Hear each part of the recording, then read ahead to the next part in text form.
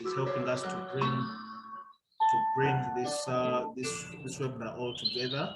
And we're so privileged to have all of you here, the leadership at the League of East African Directors that has made this event to be possible, together with our knowledge partners, PwC Uganda, that has helped us with the materials that have been circulated as reading material as part of the session. Before I invite the facilitator, Mrs. Harriet Nabakoza Musoke, just a few rules for the session. Always make sure that your microphone is muted, and you can post some questions in the chat room as the session goes on. And yes, and please make sure that there will be a poll question, and make sure that you participate, you engage, ask questions. The professor, the speaker, Professor Sejjaaka, is already in the house. So we thank you and welcome to this session. Permit me to introduce the facilitator, Mrs. Harriet Nabakoza Musoke, who has over 20 years experience in the banking industry and has been at the forefront of HR strategic management in leading financial institutions, leading financial institutions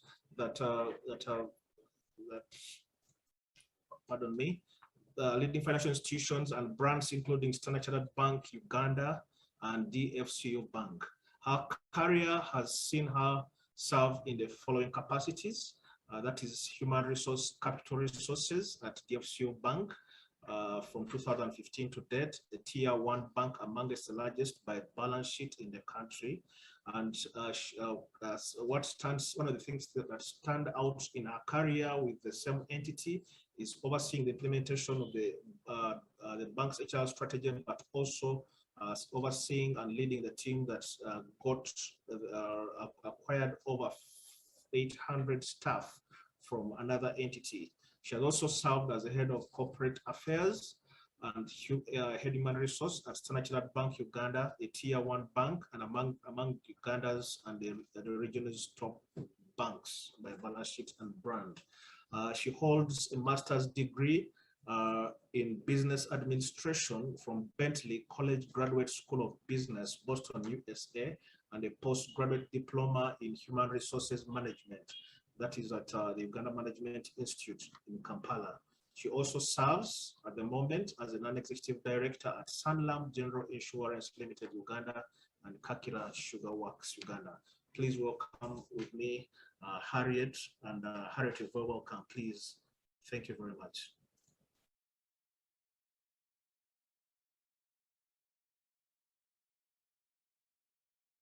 Harriet, you're welcome. Thank you very much, Ivan, for that warm introduction.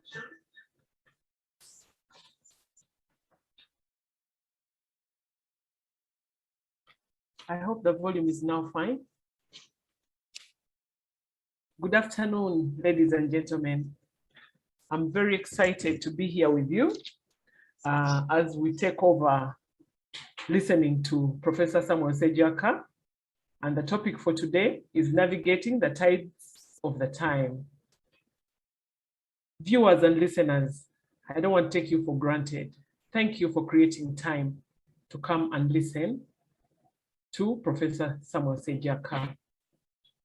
To our knowledge partners, thank you so much for investing time into this. Sponsors,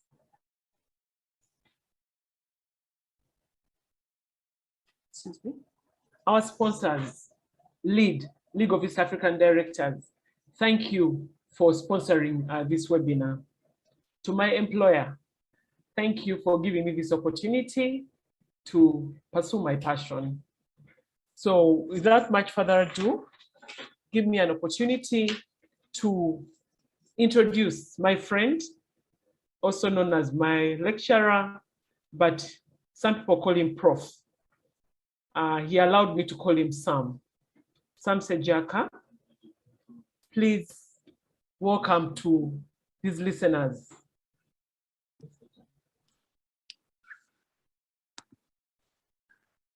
Thank you very much, Harriet, and thank you for having me. Before Sam speaks, please give me an opportunity to read his very rich CV.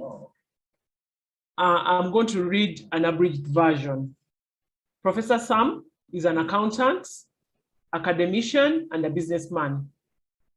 He's the principal and country team leader at Matt Abacus Business School. Previously, he lectured at Moores. Professor Sejjaaka has served as chairman of the AP and UAP Life Insurance. Also served as a deputy chairman of the board, director at Stanbic, Uganda. And between 2012 and 2018, he served as chairman of Uganda Development Bank, a development finance institution. He's also a non-executive director at African Queen Limited, a privately owned leading distributor specializing in importing, distributing, marketing high-quality consumer goods. Please note, in May 2019, Professor Sejjaaka was appointed by the Minister of Finance of Uganda, Honorable Matia Kasaija, to chair the 7-member Investment Advisory Committee. So the gentleman who is going to speak to you today has lots of wisdom, well-learned, well-studied, and this, I'll add, he's happily married with lovely children. Professor, over to you. Thank you very much, Harriet. I guess the CV flatters me, but thank you all the same. And I would like to share my screen before I start.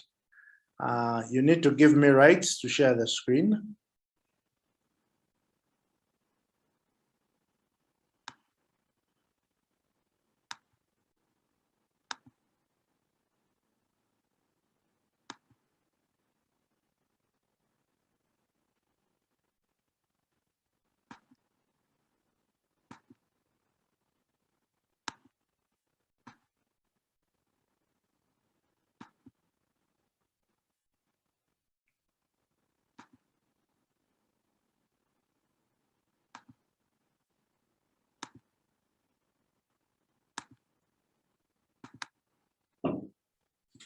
Okay, can you see my screen now? Yes, Professor, we can. Yes, thank you very much. Before I start my presentation, I would like to first of all say good afternoon to all of you participants. Thank you for sparing the time to come and listen to me talk about the 21st Century Board and the difficult times in which we operate. Very many people have talked about a new normal, and I guess that new normal is going to become the standard normal. So thank you very much, League of East African Directors. Thank you very much, our knowledge partner, PwC. And thank you very much, all of you, for coming to listen to me. Yes, as you said, I have been on quite a number of boards. And if there is one thing that I have taken away from those boards, it is the fact that you can never be sure of what is going to happen. You have to be ready for surprises. So today I want to talk about what's been happening with boards.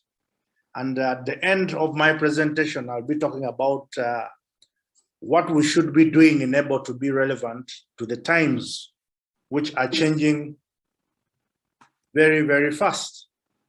So first of all, I want to give you a flavor of what has happened. Harriet, I see very many hands raised. Can you people hear me?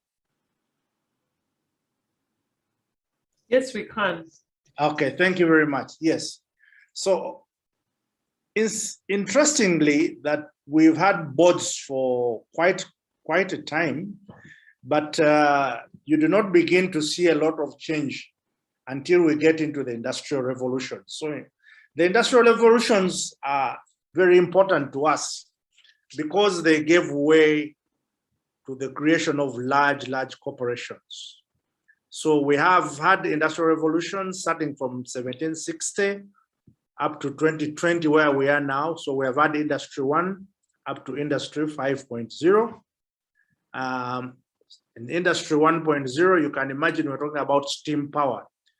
Today, we are talking about mass customization. The point here is that the operating context of businesses and the demands of the times keep on changing our expectations of the board. With each industrial revolution, capitalism, as we shall see, has created new paradigms. Capitalism has created new expectations. There have been very many successes and there have been very many accidents. And these accidents have called for corrective action up to a point today where the demands on the board have become even more onerous. So first of all, let me talk about the skills that were required in terms of directors, in terms of managers, and in terms of labor. So if we talk about the steam engine, we were talking about physical labor, basic engineering, and just a skill. So you are talking about a company that is probably not very big, not owned by very many people, probably a family business. But as we got into mass production and division of labor, we also get into division of, we got into separation of ownership and management of the business. And that is where you begin to see separation of roles. You have the shareholders, and then you have a board of directors, and then you have management. And this is when we begin to see the critical practices that have grown to become what we call corporate governance in terms of the business. We get onto computer to Industry 3, and we're talking about robotics. We're talking about things like deep expertise and STEM. STEM is really science, technology, economics, and mathematics. So the skills are also learning. So today we are at Industry 4.0, moving to 5.0. And we are talking about learning agility, we're talking adaptability, we're talking empathy, and we're talking about being transdisciplinary. So even for the board, the expectations for us keep on changing. So this is where we are. And again, as I have said, there have been very many successes, but there have also been very many failures. Usually we study the failures to understand what went wrong so that we can correct the way companies are managed, the way companies are run. So we've had a series of unfortunate events. If you will be able to read about it, it is a very interesting case. 1720, we had the South Sea bubble. And that's the only one maybe I'll talk about in detail because it's very long ago and not very many of you know about it. But the South Sea Company was a company that was set up to export slaves from Africa. Would you believe it? Anyway, the shares of this company rose so high that people kept on buying these shares until the prices were untenable. Anyway, the export of slaves or their expectations did not turn out as they expected. Now, one of the investors in that company was a gentleman called Isaac Newton, whom we all know. And it is reputed or reported that he made as much money as he could never have made from being a scientist. So at one point, he sold his shares but the price of these shares kept on rising. So he went back for more. But that is after he had said, I can calculate the motion of heavenly bodies, but not the madness of people. So I think that statement stands the test of time, because we still have that situation today. What are the motivations of people when it comes to dealing with businesses, making decisions, and so forth? The others here you can read about and you know about them. We had the stock market crash, secondary banking crisis in the 1970s, savings and loans crisis in the 1980s, the East Asian Tigers economic crisis in the 1990s, and recently the 2008 stock market crash, which we call the housing crisis. So we've had all these crises, and all these crises have meant that we need to look deeply in the way how we manage companies. Very interestingly, it is reputed that Isaac Newton went back when the shares were rising and bought more. So his quotation also caught up with him. It is also reputed that he lost $20,000, which was about 2 million. Sorry, it lost 20,000 pounds, which was about 2 million pounds in today's money at that time when these transactions took place. But these are the things that have made regulators and governments look into the way that we run businesses. These are the things that have introduced us to the whole idea of corporate governance. As far back as 1875, we had the old model of running the business. And we had the old school chairman, the person who owned the company, owned the majority of the shares in the company and probably ran it. So this quote is taken from a book by Anthony Trollope, The Way We Live Now. And that is as far back as 1875. Now, at the regular meetings of the board, which never sat for above half an hour, 2 or 3 papers were read by Miles Grendel. Melmoth, who was the chairman, himself would speak a few slow words intended to be cheery and always indicative of triumph. And then everybody would agree to everything. Somebody would sign something and the board for that day would be over. Now, this is typical. To Paul Montague, this was very unsatisfactory. More than once or twice, he endeavored to stay the proceedings, not as disapproving, but simply as desirous of being made to understand. But the silent scorn of his chairman, that is Melmoth, put him out of countenance, and the opposition of his colleagues was a barrier which he was not strong enough to overcome. Melmoth's company eventually collapsed. This is when we begin to be introduced to how boards worked in the old dispensation. Now, as a result of the crashes that I'm referring to here, we begin to have legislation, we begin to have changes in the way that boards are run. But unfortunately, even those changes are not coming as fast as we would have expected. As recently as January 2003, you have the following survey carried out by The Economist, and I quote, "The cases of Enron, WorldCom, Marconi, and other recent debacles suggest that boardroom life is still all too often as it was in Victorian England." Remember, the quotation I have read is from Victorian England. So too many boards are staffed with yes men who question little what their chief executives suggest. You could ask yourself, if you're on a board, how many times do you go against your chief executive? And sometimes to go against the chief executive may lead to your contract not being renewed. So how far are we removed from that Victorian England? 2, in 3 out of 4 companies in the Standard & Poor's 500, the role of chairman and chief executive are combined. Here in Uganda, we had quite a number of bank collapses. And one of the things that the commission that was put up to investigate the banks found was that the roles of chairman and chief executive were always merged in one person, who was probably also one of the majority shareholders. So we have not been immune to this. 3, many CEOs work with a board on which a significant number of directors have commercial links with the company.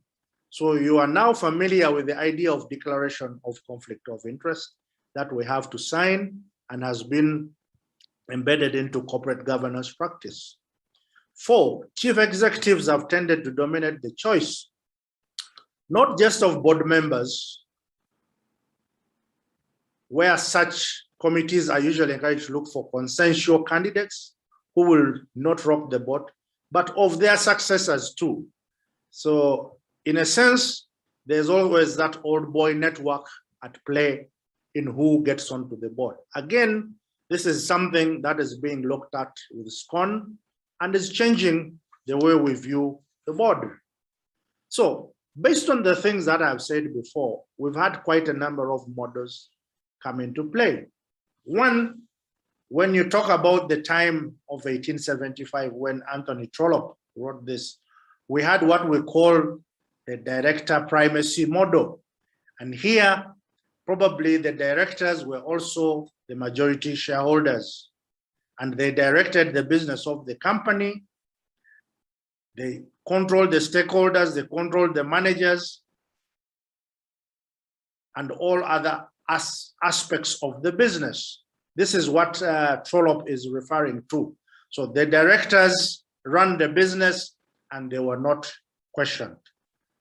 We moved a bit to what was then the agency model, where you had the shareholders delegating their powers to the board, and the board ran the business with that delegated responsibility, which it delegated to specialized managers. That is what we called the principal agent model. Okay, and this is what leads then to what we call the stewardship model. And this stewardship model, we're talking about the board as being stewards. The board as stewards who appoint managers as agents, but the board is still the primary steward and have to report to shareholders. Again, we begin thinking of reporting.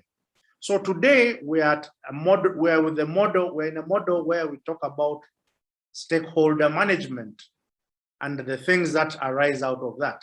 So there are quite a number of stakeholders who are interconnected and we need to manage them. So all these things have evolved with time and have evolved with the business failures that we have seen.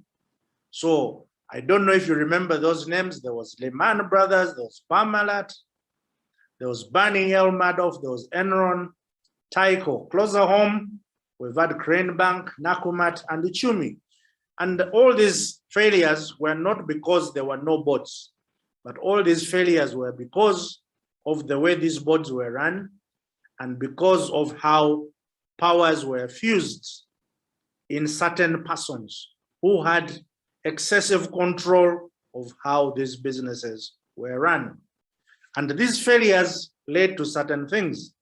We are all familiar with these legislative responses. One being the Sarbanes-Oxley Act.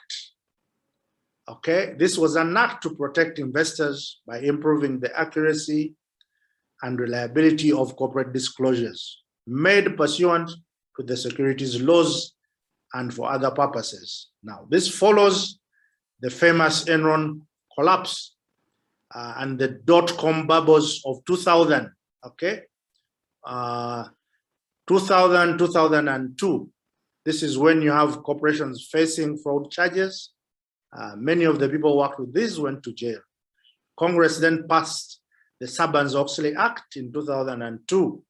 So today, 2019, in the 21st century, we're talking about IT departments having to ensure compliance for financial files and records. And on the right, you can see some basics of Sarbanes-Oxley compliance. The data must be secure and free of tampering. The best example here, close home, has been for the requirement of managing data centers as separate areas of the business and having a data recovery center outside the bank. An example here was when we had the problem was with it, Exim Bank? Was the bank called Exim? I think that's the bank that became Imperial Bank or something. I don't know if it is the other way around. But when Bank of Uganda went in, they found that the data was being kept in Nairobi. So this is a kind of thing where we talk about data integrity, and compliance has become very, very key in what needs to be done here. So this is one of the key major reactions to the collapse of multinationals at that time. Closer home, we've had the Companies Act 2012 amended, and this commenced on July 2013. In that act, you will find that there is a code of corporate governance under section 14 and table F, and it supplements the provisions of the act on the composition and responsibilities of the board of directors. If you're listening to me and you're a board member, you're a director of one of these companies, you need to know that now you are individually and severally liable for fraud and misrepresentation in the business where you are a director. So the code requires a division of responsibility between the chairperson of the board and chief executive officer. You can remind me of companies where these roles are still fused. Even institutions, these roles are still fused in some institutions. So the code also provides for qualifications of directors to enable them handle things like strategy, performance, standards of conduct, and resources of the company. Talks about remuneration, committees, and the key introduction is board evaluation. How many boards are evaluating themselves on performance? Talks about closed periods when directors may not deal in the shares of the companies. We talk about risk management. So even closer home, we talk about the internal audit committee, internal audit and the audit committee. We talk about sustainable reporting and integrated reporting. So you can read about this on the website of Sebalu and Lule. S&L, they call themselves now, which is part of the DL Piper Group. Trudy, that is a Kalango for you. I found some of this information on your website, but these are the legislative responses. And they have not spared us in Uganda. So if you want to be on a board, these are some of the things. Then there are codes of conduct. We talk about good governance. I want to describe good governance in 3 words. 1 is directing, 2 is organizing, and the 3rd one is controlling. So when you talk about being on the board and you're managing the affairs of the company, you are required to direct, organize, and control the activities. So good governance involves the observance of rules of law, transparency, being consensus-oriented, being accountable, being effective, being equitable, responsive, and participative. So you see that the expectations of the board are changing. And these changes start from the Cadbury rules. We all know about the Cadbury Committee in 1992. Several other committees followed until we had the UK Code of Governance. In Africa, we have had the King Committee on Corporate Governance, which has issued 3 reports and 1 revision, which we call King 4. That was 1994, 2002, 2009, and 2016. Here I've given 8 principles, but King 4 talks about 17 principles. But these are the key principles about governance. So when you begin talking about your responsibilities as a board member, hark back to the days of Anthony Trollope and the way we live. So what has changed with the board and what are expectations of the board? It is because of the paradigm shifts. It is because of the industrial revolutions. One, we moved from financial capitalism to inclusive capitalism. When we talked about financial capitalism, all that mattered was profit. Okay. We get into an area where there's shareholder activism, and we begin talking about moving from short-termism to long-term sustainability. So we begin talking about sustainability reporting. We move from silo reporting to integrated reporting. So that's where we are now. And that requires that the board now must also have quite a varied set of skills in order to do these things. And all of these things have come as a result of the pressure on the boards to show that they are fair, they are equitable, and all those other things that I have mentioned that reflect good governance. They have come as a result of pressure on the remuneration of CEOs vis-a-vis the returns that they offer shareholders. They have come as a result of the failures of the companies that we have seen. So today we talk about integrated reporting, and the standards also have changed to reflect these requirements. So we come to the 21st century. Times have been changing, and we're asking, if you have a board, is that board fit for purpose? Is the board diversity cognizant? What is the mix of male and female members of the board? Is that board values-based? When we talk about being values-based, there are quite a number of things that have become important. One of the things that I forgot on the earlier slide, which I can bring up here in terms of being value-based, is we talk about a triple P bottom line: planet, people, and profit. Is the board transparent? Is the board engaged? Is it connected to the rest of the world and what is expected of it?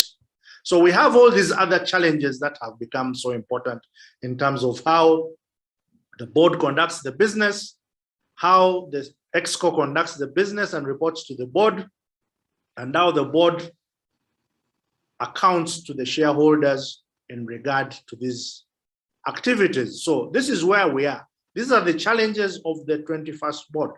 Information is much more available.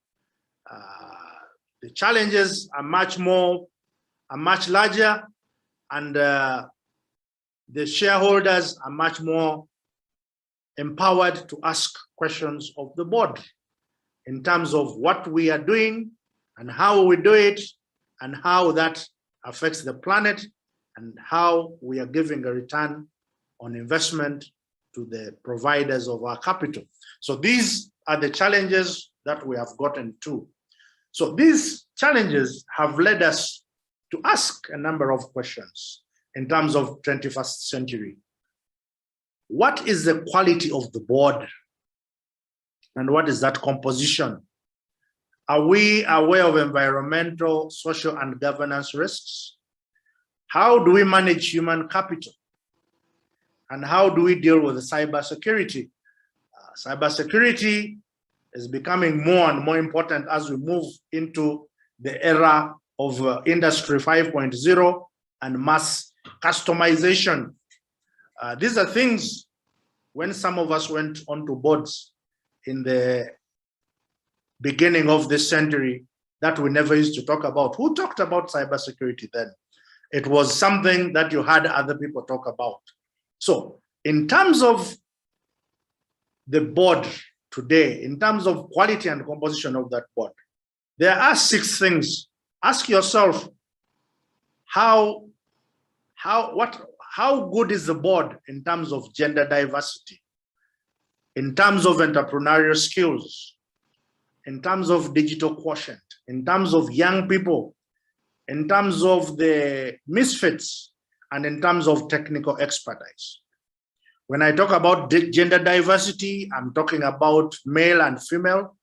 Of course, in between, we're having other gender types cropping up, and it gets more complicated. So do you have a gender balance on your board? Two, when we get into boardrooms, there's a tendency to have a lot of analysis paralysis. So to balance your board, do you have people with entrepreneurial skills, people who keep their eye on the ball, or you have a lot of bureaucrats who keep you going round in circles and circles? Digital quotient. If you talk in terms of the board, to be honest, if you look around, most of the boards are composed of people who were born before computing got to where it is. We call them the BBC generation. So what is the level of digital awareness among us board members, capacity to deal with the new developments in the area of ICT? These days when we go to board, you still find people who say, I need my papers to be printed. But we've got quite a number of digital board solutions that should be in use. The young, how many boards have people under the age of 50? A lot of the boards that we have gray-haired people. So we begin to talk about ageism. Remember, we talked about conformity. How many boards have that guy who is going to think outside the box? Today, we talk about a compendium of skills, as I've shown you, as we move into the fourth industrial revolution.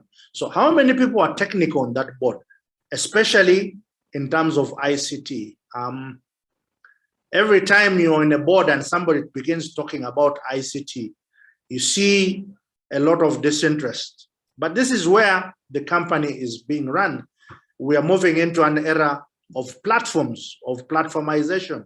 And this webinar is an example of platformization, that because of the pandemic era, we have to devise new ways of communicating. So imagine a situation in which I could not be able to use this facility to participate in this webinar. And this is becoming the norm. So what is the technical capacity of the board? Do you have people who know risk management? Do you have people who know human capital? Do you have people who know ICT? Do you know people who have accounting knowledge, technical knowledge in the particular business, like banking or insurance? So that when the CEO and ExCo are talking about the business, you are able to appreciate it as a board and ask the questions that ought to be asked. I have talked about environmental, social, and governance risks. Climate change is something we used to think happened to others. Just a few days, it was raining all over Kampala. And if you use social media, you have seen the kind of impacts that it is having on Kampala. So climate change is real. We've seen it as far as Germany. We've seen it in the US, seen it in Australia, and in very many other geographies. So climate change is real. So what are the environmental management practices, and are companies having a duty of care? So here you can think of quite a number of boards, especially those that are going to deal with oil. I think that's been a key problem in financing of the oil sector, whether their ESG practices are up to scratch, work and safety conditions, anti-bribery and corruption practices, respect for human rights, compliance to relevant laws and regulations. So these days, in the banks, we even talk about compliance as a very specific department, and compliance has to report to the board and talk to these issues. Are we compliant? So compliance, compliance, compliance. Risk, risk, risk. These are the things that we are talking about, because the demands are becoming more and more onerous. We talk about human capital development. How how is the board dealing with the investments that the company is making in its own productive capacities? Is there a diffusion of knowledge and investment in training and skills of people? Ever since the pandemic started, what I see from where I am is the first budgets you cut are expenditure on human capital, because those are the soft ones. But here we're talking about literacy, we're talking about on-the-job training, we're talking about the health, mental and emotional well-being, punctuality, problem solving, people management, and communication skills. Do you have a human capital complement that is able to manage these? Let me pick out mental and emotional well-being. A lot of us are working from home, working in cramped spaces. You have children all over the place, and you have to attend to meetings the whole day. You don't have contact with people. How does that affect the mental and emotional well-being?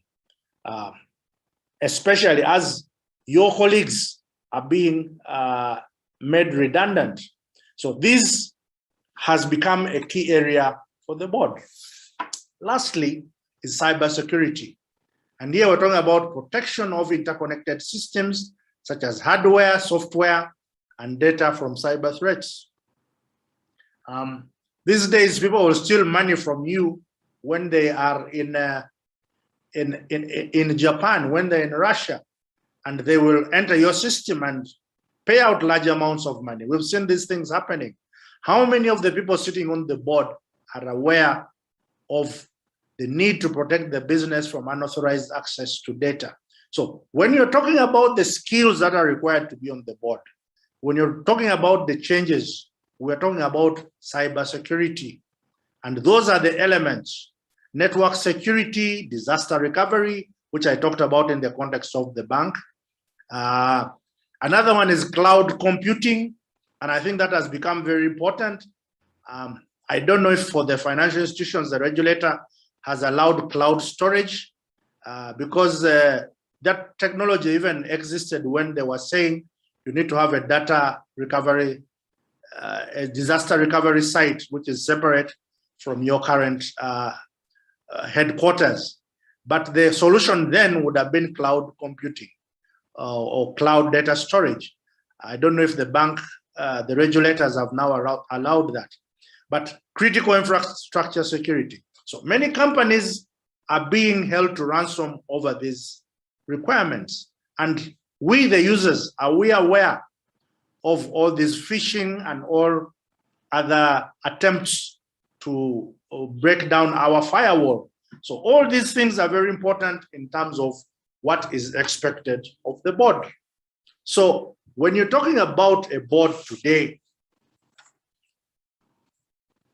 we have talked in terms of the things that are so important, and that if you want to know if the board has changed, you have to do an evaluation. And that is in the court, in the law. So we begin to talk about the issue of board roles and structures. Are members of the board aware of their roles? Do they stay in their lane? We talk about eyes in, hands off. And we've had quite a number of clashes about board roles and structures. Does the board have the right committees? Does the board have an audit committee? Does the board have a human capital committee? Of course, here I am speaking in terms of large corporates. It may not be realistic in the term in the context of smaller companies, but it's still important that you have the right structures or a way in which you are able to separate and manage the conflict of interest that arises. Board processes. How does the board communicate with management? How does the board supervise management? These are very important things. A lot of us who end up becoming board members are ignorant about the business. So the business is run by EXCO. So do we have the right processes for choosing that exco? And does that exco share with us what actually goes on in the business? I think this is a question that should keep any chairman awake. Knowledge and expertise. I have talked largely a lot about this, and I'm saying that today, to be comfortable with your board, you need to have a varied complement of skills, ranging from technical, human capital, and so forth. All these skills are so important. And again, if you look at the skills that are relevant to the 21st century, you have more than 20 skills. But the key among these is a digital quotient, problem solving, critical analysis, and so forth. These become very important. We don't have the time to deal with all of this, but these become very important. Another key issue that the board must be concerned with is the quality of information used by the board. So this is where the company secretary now becomes very, very important. The kind of minutes prepared for board activities, the kind of information shared with the board from EXCO. Usually when you get into these meetings, you have a report from the CEO, you have a report from the head of internal audit, you have a report from the head of compliance, the head of technical, the head of risk, and so forth. Now, all these, are they useful, and can they be used to make the right decisions? Then we talk about innovation. We're in an age where business moves at the speed of light. So are we able to have a board that is able to accept new ideas? So we need to evaluate you on the ability to innovate, because if you cannot innovate, you are going to die. And that is what has happened. That is what technology has led us. That if we are still doing the things that we did yesterday, we have a problem. I have a lot of experience in the education sector, but without innovation, we would really be tossed. And let me tell you, one of the things that now comes in as a challenge in terms of innovation is what we call the digital divide. Because one of the areas that we have failed in terms of dealing with our clients who are not able to be with us is the ability to give them exams without them coming to us. So that has become a very, very serious problem in terms of issues of bandwidth, in terms of availability of the internet itself, and those other things. So that requires innovation to overcome that problem. But the digital divide is real. So the other area we are talking about is control. I told you that as a board, you have three critical issues: directing the company's vision, organizing its business, and then control. So today we talk risk, risk, risk. So all these other things we talk about, we are saying you need to have a risk-based approach, whether it is to compliance, whether it is to audit, whether it is to innovation. All these things become very, very important. Lastly is the results and outcomes. So these are areas on which you are going to be evaluated. At the end of the day, the bottom line remains the bottom line. It's very important that you are able to show that the results that have been entrusted to you as by the stakeholders are giving a reasonable rate of return within the context of all the other moving parts that I have talked about. So this is the new board. This is the new normal, and these are the expectations of us as board members. If I take this back, we talked about the composition of the board. We talked about the skills of the board. We talked about its ability to manage human capital and deal with issues of cybersecurity. These are the challenges. These are the changing requirements of the board. And they require that when you're choosing the board, you are much smarter in terms of dealing with the balance and achieving that balance. I thank you so much for listening to me, and over to you, Harriet. Thank you so much. Wow, wow, wow, wow. Professor, Yes. I think you're called Professor. Thank you so much. I can't keep up the chat room. It's buzzing with questions. Thank you very, very much. Okay. Before we refer to the questions, Professor, for me, my key takeaway has been very, very interesting. As a board member, now you're telling me I'm liable in case some of the people steal money. That is a bit scary. Yes, the requirements of the law for you as a board member have just become more onerous. Now, looking at some of the things that, some of my key takeaways from your nuggets and the wisdom that you shared with us is having a board that is not BBC before computers, a board that is diverse, a board that is young, a board that can challenge. So really, one of the questions that I'll be asking you is, some people are asking, how do you deal with the domineering CEO? You are maybe you'll be conflicted, you have interest, but this CEO who is domineering, how do you deal with that? So can you repeat that question? Before you answer breaking up question, here. Can you repeat that question? Am I breaking up? Yes, can you repeat the first question? I'll mute my video.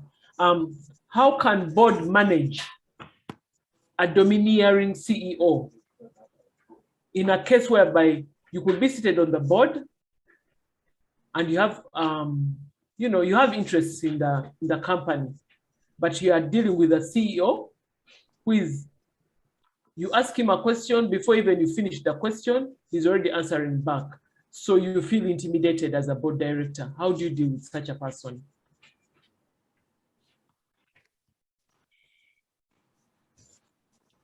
I have other questions, but before you answer those questions, Professor. Can I have a number of questions and then respond? Okay, sure. So let's take a break. Let's take a break here, and we are going to show a short video, and then I'll come back with the questions. Thank you.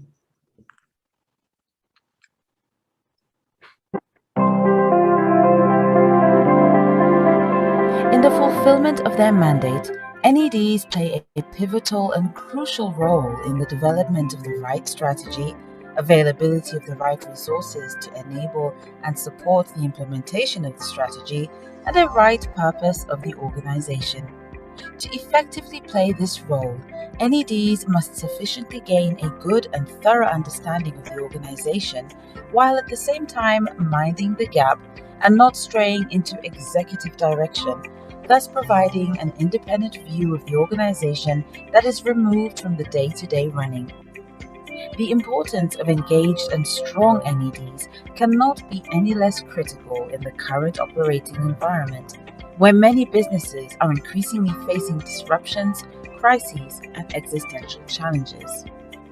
However, while CEOs, senior members of management, and therefore their roles are usually well recognized in many fora and platforms, the role and contributions of the non-executive directors, NEDs, has not been as well appreciated or recognized.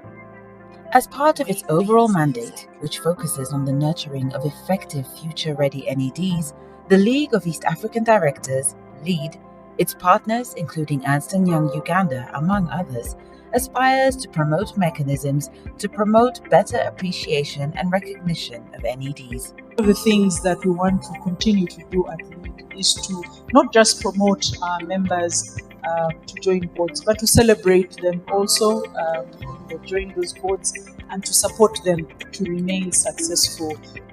The central objective of the NED Awards is to recognize the achievements of non-executive directors who contribute daily to the success and growth of businesses, public and not-for-profit entities across Uganda and the East African region. We therefore invite you to partner, collaborate, and participate in making the awards a reality. For details, please contact the NED Award Organizing Committee at +256 756 358 385 and +256 781 196 672. Email leadadmin@eadirectors.org.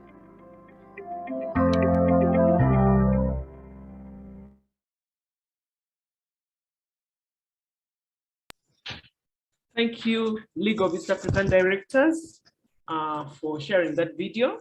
I hope the message is loud and clear. Now, Professor, various questions have come through. Yes, please, I'm listening. So allow me to mute my video because network ability, so that I can manage the question and answer session.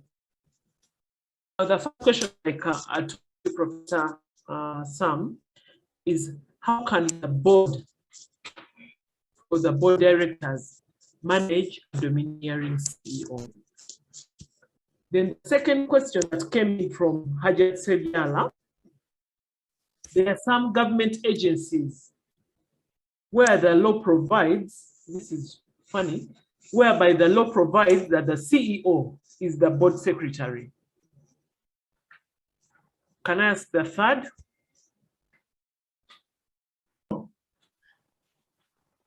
Let's take like 5 questions.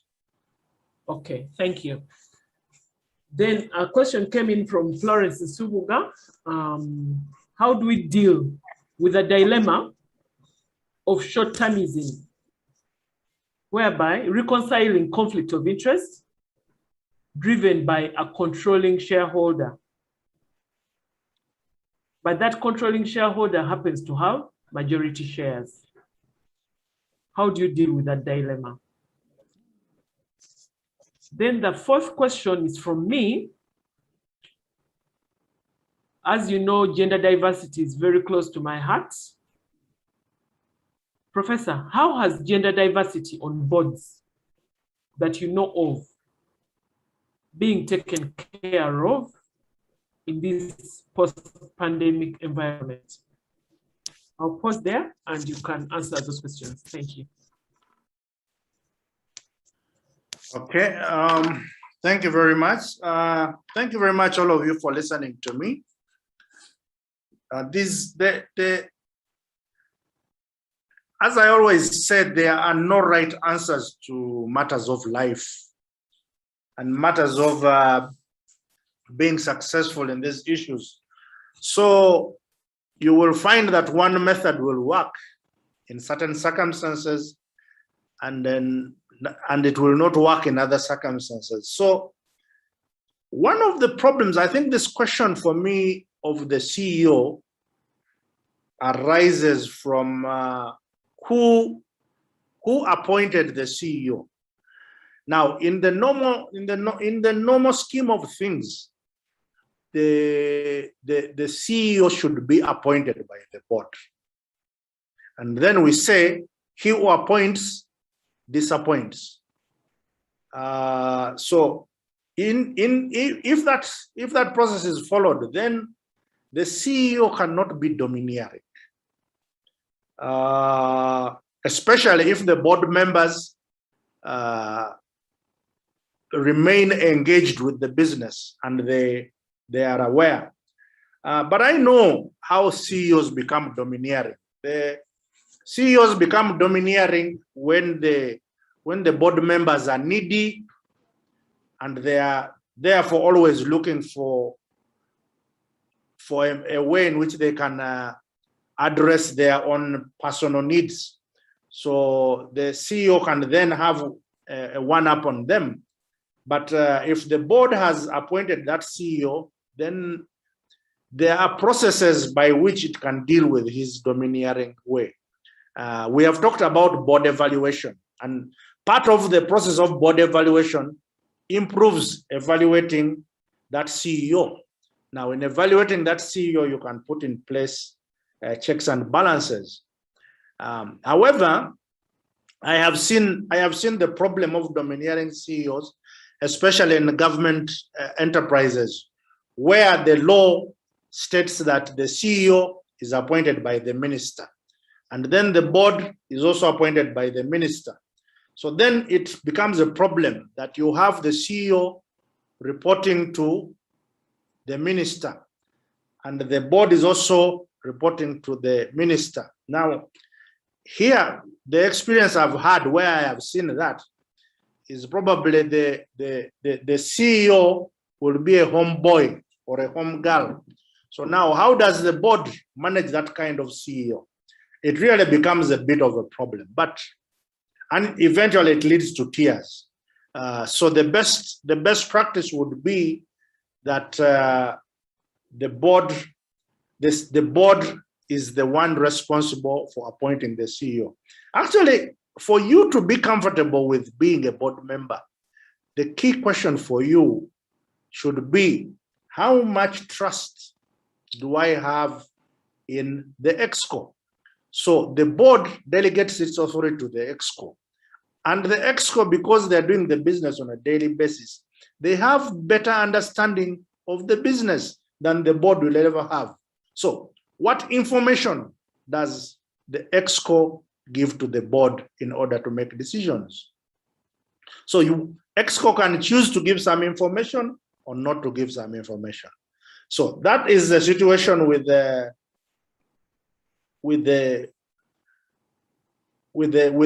domineering CEO. The other question from Hajat Sejjaaka. Hajati, nice to know you on the call. I think the law is faulty in providing for the CEO as board secretary, because then there is a conflict, because the CEO now is playing two roles. The role of being the chief decision maker, chief executive of the company, and the role of recording and keeping a record of the board's activities. But the CEO in his own right should be a member of the board. So then that means there should be, in good practice, a separation of the role of the CEO and the board secretary. I recall very long ago, there was a board, I don't know if this still happens, where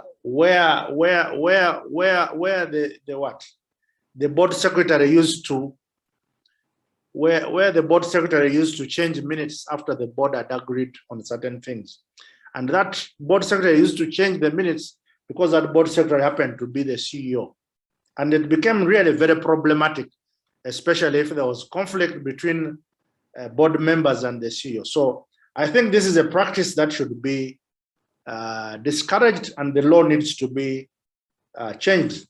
Maybe the gurus on corporate governance, like Gertrude again, who is on this call, can speak to this. Definitely, that is very problematic, and there's a risk.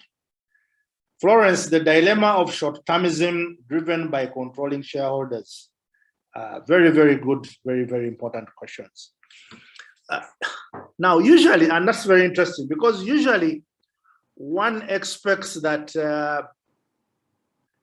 the bonuses that the EXCO earn are the ones which would make them try to be nice and make the accounts look very good in the short term.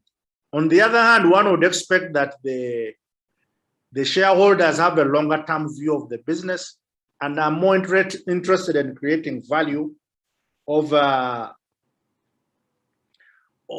company over time, because then the value of the company's shares appreciates, and they can always get additional gains in terms of capital gains apart from the dividends. So if you have a shareholder who has a short-term view of the company, then the business is really at risk. And as we have seen in the case of the companies that have collapsed, and I did give a few examples, it was always the short-term view of the controlling interest in the company. A very good example was Enron, which always whitewashed its balance sheet. In all these cases, things ended in misery. And what I can say, if you have a dilemma like that, then you are going to have a situation that ends in misery, and it is not a good thing to be. It's not a good situation to be in. I think your best solution is to educate and show the different scenarios in how long-term solid value is better than having a short-term view of the business. Of course, you always want to be safe, because at the snap of the fingers, you could be out the door. So you really have to be careful. Now, Harriet, your question on gender diversity. I think gender diversity is not now a way of life. Even when you start thinking about being in parliament, we should have gender diversity on the boards as something that is emphasized. One of the points maybe that I failed to bring out, that these things are more relevant to the large corporations. What is the size of your board? You're thinking about a board with up to 10 people. You're thinking about a board with up to 7 people, 7 to 10 people. But remember, having a board costs money for a small business. So how many people do you want, and what interests do you want to be represented on the board? So gender diversity is very important, because it brings an alternative view to the board. It brings a different kind of thinking to the board. In the financial sector, this has been largely achieved. I think it is a requirement. In the public sector, I think it has also been largely achieved, and it remains more in the companies that are not of public interest. It may have a problem in companies that are not public interest companies. One of the companies you referred to, one of the boards on which I sit, which you referred to, was the Petroleum Fund. And I think that is a requirement, that you have a gender balance, and we have achieved that. And what comes to me is that actually having female members of the board also changes the way in which you arrive at decisions. I wish you could mute people who are not speaking. There's a Joan there. Joan, mute your speakers. So I guess those are the questions you asked me, and those are the answers that you have. But again, I give you these answers with a caveat that always your emotional intelligence must be at the forefront of how you manage these situations and how you find a solution, because there are so many moving parts. There are interests, as I talked about, that you may not see. There are people who are not in that room, who are listening to what you are discussing in that room, and they are making decisions. There are directors in that room who say nothing, but when it comes to decision making, they are actually the ones who are the most important. I have seen this especially with the multinationals. There's a director who flies in, says nothing, but is the one who has to make the decision. So it's always going to be a politically driven situation. So how you navigate the times, and it requires you to know whom you're speaking to and what weight they carry in terms of the board. I thank you so much. Thank you, Professor. Those are very, very wise nuggets. I mean, you have to have emotional intelligence. You have to know who is in the room. You have to have those coffee break sessions and basically put your point across. Professor, we have very little time left. So I'll ask you to be able to answer these questions that have come into the chat room, but also bearing in mind that we are at 4:20 and 4:30, we would like to close this webinar because we started on time. We started about 5 minutes late, but we really want to end on time. Thank you very much for being spot on. Sherina Namata, thank you for that comment. Bamidele, thank you, Professor, for informative session. I mean, Professor, if I could read for you what's in the chat room, you may everyone with your wisdom. So I'll start with the question that came into the chat room by Professor. How does a growing SME establish a value-adding board of directors, what sort of support does that SME need from a board of directors anyway? Can I go to the next? Yes, please go to the next. I'm with you. Okay. How do you deal with being, this is from Anonymous. How do you deal with being on a board where the board chairperson is also absent? I guess if the board chairperson is absent, there should always be a designee, an alternative. But I'll let you answer that. Then anonymous attendee, this is quite long, but please bear with me. There are lots of individuals who can be very good board members, but are usually not picked due to bias created by their non-business or non-management formal training. They have, however, learned a lot from previous engagements and from personal initiatives. Those worse when they're not in certain social circles. So what should a person do to get appointed on boards? Then from Alan Katwalo, Professor Alan Katwalo, pardon me, how can we improve the recruitment of new people to our boards, given the continued dominance of few experts on most boards? So basically, I think what Professor is saying, we need some new blood on these boards. Then finally, from Shamim Kematovo, she's based in the UK. Thank you very much for logging in all the way from the UK. How can we become more open to having qualified young people on boards?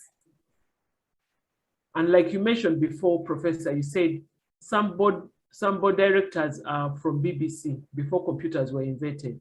So boards seem to be occupied by quite older people. So how do we get young people on these boards? And finally, Apuli Abwango, thank you, Professor, for a nice presentation. For him is saying, can you please share the slides with the attendees? Thank you very much, Apuli. Lead will be able to share the slides with all of us. And so you can be able to, in your free time, take down the nuggets. Thank you, Professor. Please take those questions. We are left with 8 minutes. So please try to be as brief as possible so that I can come in and ask my last questions, and that would be it. Thank you. Over to you, Professor. Okay, thank you, Harriet. Thank you for the people who have asked the questions. How does a growing SME establish a value-adding board? Very, very good question. I am also on the boards of a few SMEs, and I find this is a very big problem for me because the owner of the business is also usually the manager.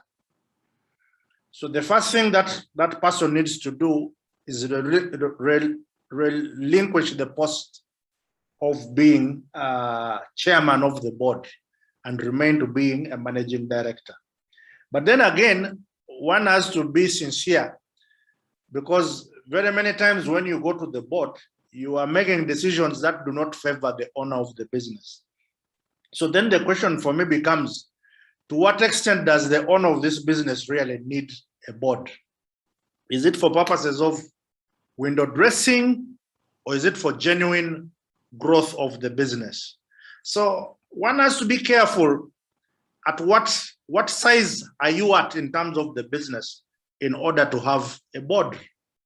Okay, I think for businesses that are still on the first generation, a board becomes a bit tricky.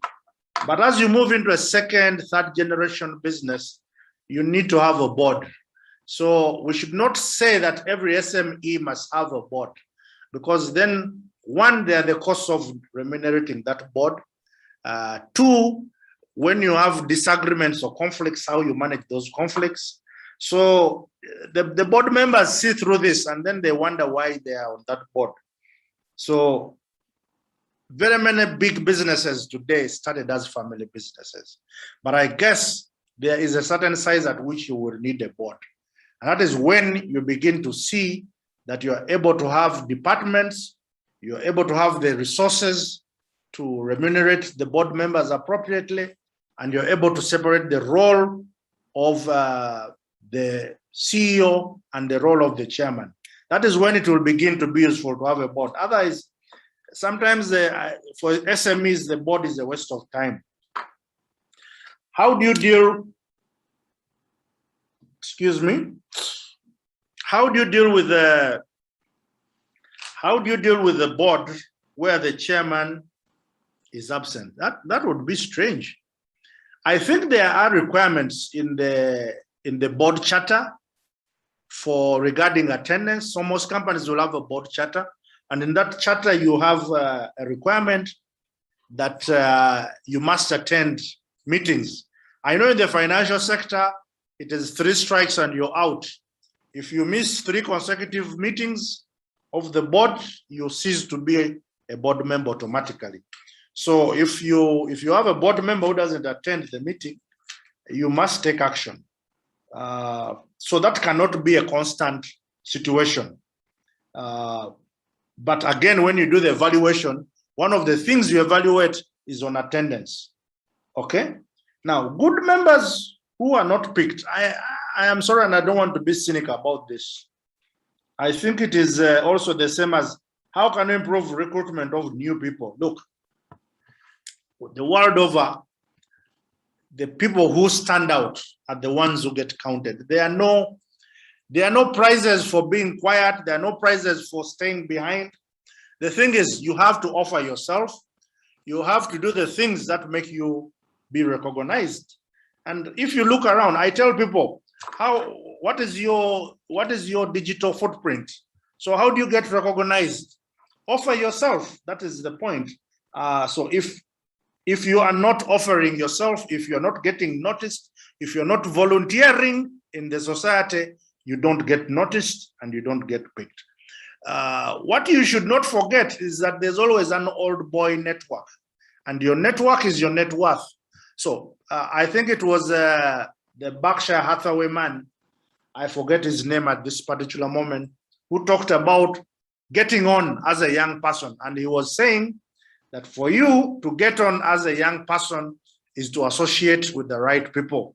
So are you associating with the right people so that they can notice you and see the value that you can bring? Okay, so Shamim, you asked the same question. How can we become more open to having young people? Honestly, change is always looked on with dread, and many people do not want to see that change. But when you stay around the old people and they notice the kind of things you can do, then they open up to you because you are willing to learn. There's also the cultural issue of respect. When you are respectful, when you are willing to learn, when you understand the ways of a certain culture, then people will notice you and bring you into their circles. Otherwise, they will circle the wagons and keep you out. I think those were the questions, and I thank you for asking. Napuli, the slides. I think, Harriet, I need to remind you, I have made a few changes in the slides, so I'll send you right after here a revised set of slides which you can share. Thank you. Those were the questions that were raised. Again, I want to use this opportunity to thank LEAD for having me speak to its members and the audience. And I also want to thank all the people who have attended this webinar. I thank you so much. And it has been a wonderful delight for me to speak to you. Thank you so much. Professor, before you go, the last set of questions. There are quite a number, actually. And I'm really conflicted because I see certain friends of yours, certain friends of mine, certain friends of LEAD. They have asked so many questions, but Professor, given in the interest of time, allow me to ask the last set of questions and then we can go. And I don't know if you are comfortable for me to share your mobile number, and then the questions will be sent to LEAD and they will be forwarded to you. The email has been shared. The first question comes in from Alan Asimwe. The corporate governance laws, they are ever shifting in the UK. Increasingly lifting the veil on directors. Our own company laws in Uganda borrow heavily, but haven't caught up on the areas of directors. Is this an area you see shifting soon? I hope I'm clear on that one. Then another one coming in from Christine Businje. Yeah, that one is clear. Another one coming in from Christine Businje. How do we ensure that correct and accurate information about the performance of a company is delivered into the boardroom? Then Lillian Bagambe. The company secretary is a key bridge between the board and EXCO in providing information for decision making. How do you ensure, if you are the board director, Professor, how do you ensure independence and objectivity of this company secretary to ensure that she's not conflicted, but to ensure that she's also giving you useful information through to the board? Then finally, okay, sorry, Professor Alan, you asked another question, but since you've already asked one, let me give an opportunity to another one. Julie Piloya or Kirol, how much can human capital be downsized with the intention of cost cutting without harming the intended gains?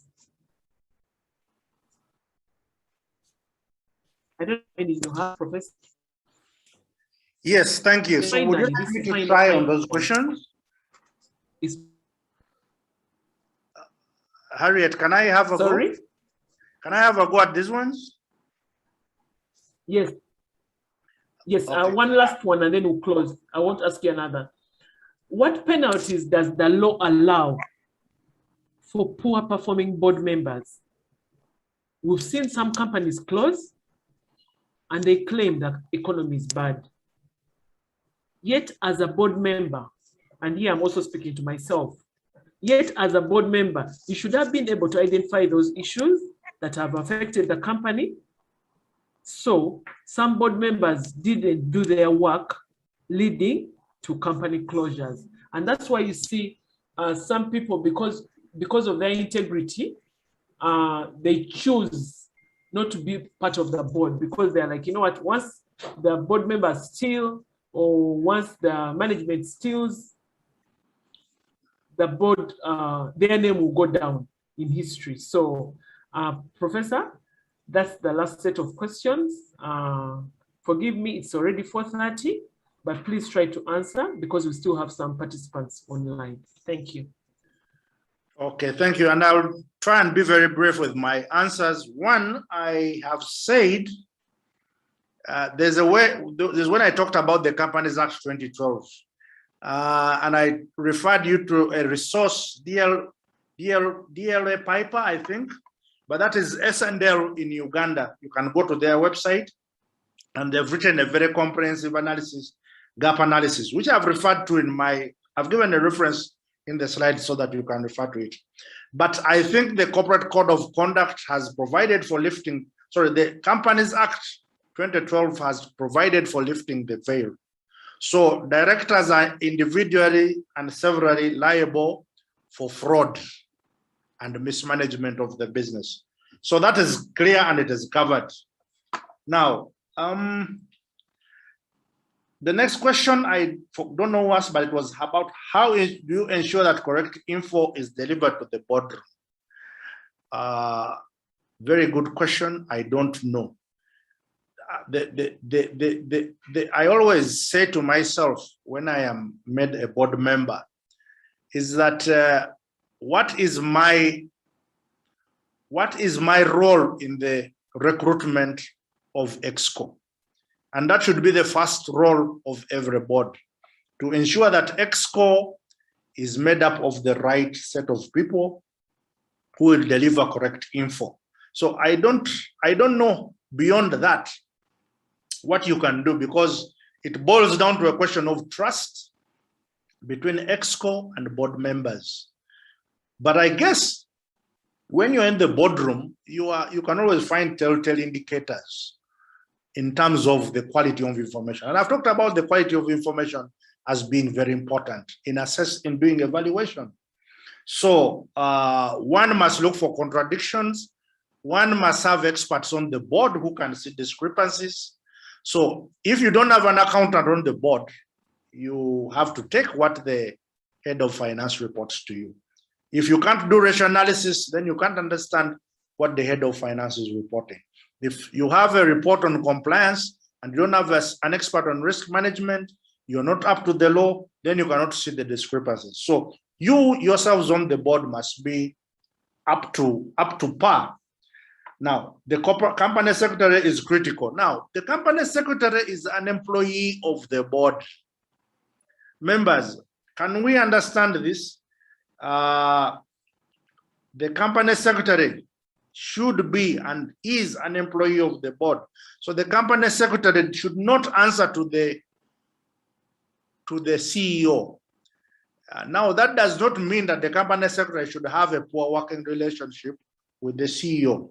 The same applies to the head of internal audit. The head of internal audit should report to the board chair of the internal audit committee, should not report to the CEO. I see this a lot of times, and it is a problem, especially in these government institutions. That's why you find that things go awry. But the company secretary is critical, yes, and to ensure independence and objectivity, the company secretary is a counsel to the chairman and should report to the chairman and should strive to maintain his or her independence. Now, Okiro, I don't know how I can answer your question. How, Mr. Okiro, how much can human capital be downsized? I mean, you can pare down a company to bear bonds until you have no business, but that hurts the morale of the people whom you employ. It affects productivity and has other implications. But in the pandemic, very many of us have been forced to downsize, cut salaries. But I guess it's a conversation you need to have with your staff for them to understand that if we don't take certain measures, we are tossed. So you need to understand that. What penalties does the law allow for directors of poor performing companies? I find this question interesting. Yes, directors may be responsible for the poor performance of a company, but I'm not aware of any laws that that can be used to punish people for poor performance outside laws that punish fraud and misrepresentation, which are provided for in the Companies Act. You cannot fault people for poor performance because usually what happens is the shareholders themselves are supposed to remove directors who are not ensuring that the company is performing well. Okay, so I don't know if you've read about, there's a small clip on Kodak where the CEO even cries and says, we did nothing wrong. Okay, we've seen this with Kodak, Nokia, and so forth. So many companies, they collapse because of changes in technology. But that is because the board doesn't innovate and the shareholders do not take action. So that can be a problem, but there's no specific law. What the law provides for is that if your company becomes insolvent, then it must be liquidated, and there are specialists in doing that. Unfortunately, the definition of poor performance in the law does not extend beyond criminal acts and negligence. So unless you can prove criminality and negligence, then it becomes a bit of a problem to punish people for poor performance beyond relieving them of their responsibilities. So those were the last questions. I thank you so much. Thank you, Professor. I beg your indulgence. Participants, just minutes, so that we give the opportunity for the chairman of LEAD or chairman of Standard Chartered Bank to give his closing remarks. But before I call upon the chairman, Dr. Robin Chibuka, I want to take this opportunity also to congratulate our newest member of the board of NSSF, Dr. Peter Kimbawa. We congratulate you for being appointed to the chairmanship of NSSF board. I also want personally to thank Dr. Piquet. He's the one who introduced me to LEAD. He has been my coach. So thank you so much, Dr. Piquet, and congratulations. If Dr. Robin is not available, we'll revert to Dr. Piquet, but Dr. Robin is the chairman of Standard Chartered Bank, Uganda, my former employer. So Dr. Robin, if you're ready, please go to the screen and your remarks. Thank you. Thank you, Harriet. Can you hear me? Yes, we can. Very Can well. you hear me? Yes, we can. Can you hear me? Yes, we can, Doctor. Yes, I've been having challenges with my with IT, so excuse me if there is a problem. But thank you very much, Harriet. At the outset, let me say the records to LEAD. Gertrude Karugaba, I'm the deputy chair.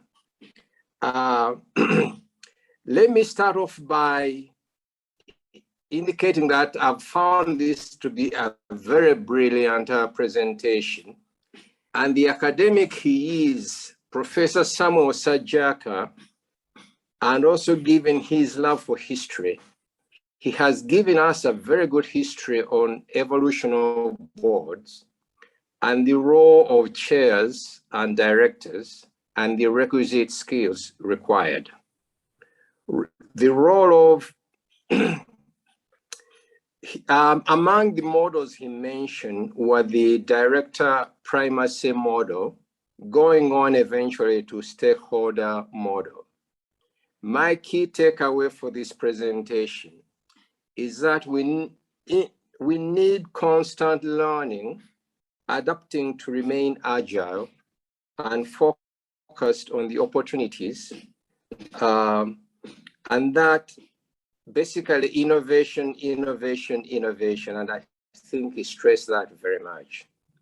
In terms of the stakeholder model of the board, the clients and the community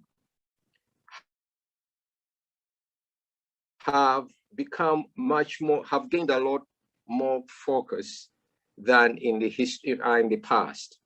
And one key point arising from this is a board has to focus, and indeed management has to become customer centric. That is, since we are focusing a great deal on clients or customers and community, we have to pay a great deal of attention to the clients, among others. And with the IT revolution and digital approach, clients can live with a click of the mouse. So that becomes very critical. You don't want to lose your customers. And so you have to be able to understand the customer journey to constantly improve customer experience. Progress also has allowed us to generate big data and to acquire even more better understanding of client and social needs. So basically, we end up with a situation where data analytics has become central to our operations, and you gain a lot of information. Can you hear me? Can you hear me? Yes, Dr. Robin, but there's a background noise. I don't know if it's from your end. Yes, please, we can hear you. Okay, yeah, so that's what I was saying. And for me, I've been reading a book on growth mindset. And let me summarize basically that we need to have a board with a growth mindset.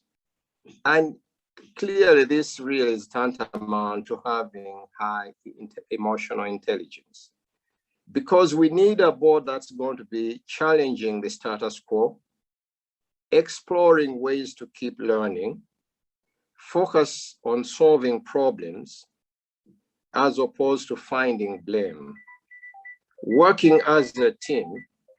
And this leads to servant leadership. They are not dominant types, but collegial approaches.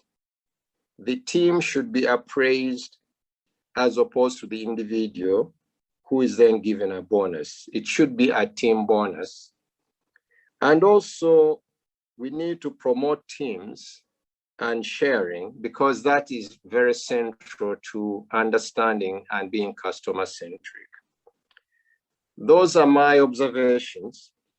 And please, at this point, please, all of you join me in applauding Professor Samuel Sejjaaka for his brilliant presentation on the evolution and challenges of the board. Please also join me in applauding our very effective facilitator, Mrs. Harriet Musoke, the leadership of LEAD, and also for you, our audience. Thank you very much for being there. Thank you. Thank you very much, Dr. Robert Kibuka. Participants, thank you very much for hanging in there. It is 4:46. I want to close with a quote, one of my favorite quotes by Jack Welch. And it goes, before you are a leader, success is all about growing yourself. When you become a leader, success is all about growing others. Thank you for growing us. I wish you a very nice afternoon. Have a good evening.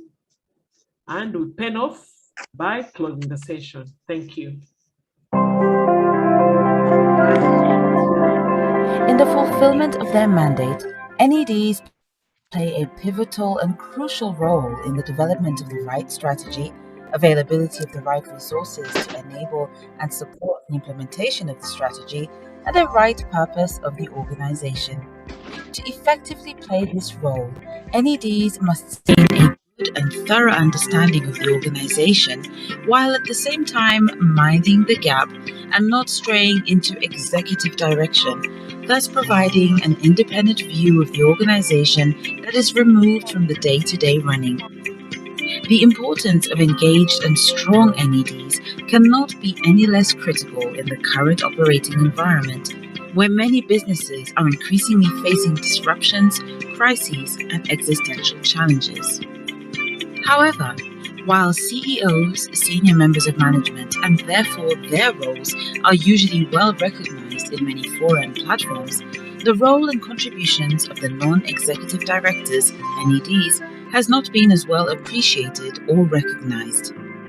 As part of its overall mandate, which focuses on the nurturing of effective future-ready NEDs, the League of East African Directors, LEAD, its partners, including Ernst & Young Uganda, among others, aspires to promote mechanisms to promote better appreciation and recognition of NEDs. One of the things that we want to continue to do at LEAD is to not just promote our members to join boards, but to celebrate them also join those boards and to support them to remain successful. The central objective of the NED Awards is to recognize the achievements of non-executive directors who contribute daily to the success and growth of businesses, public and not-for-profit entities across Uganda and the East African region. We therefore invite you to partner, collaborate, and participate in making the awards a reality. For details, please contact the NED Award Organizing Committee at +256 756 358 385 and +256 781 196 672. Email leadadmin@eadirectors.org.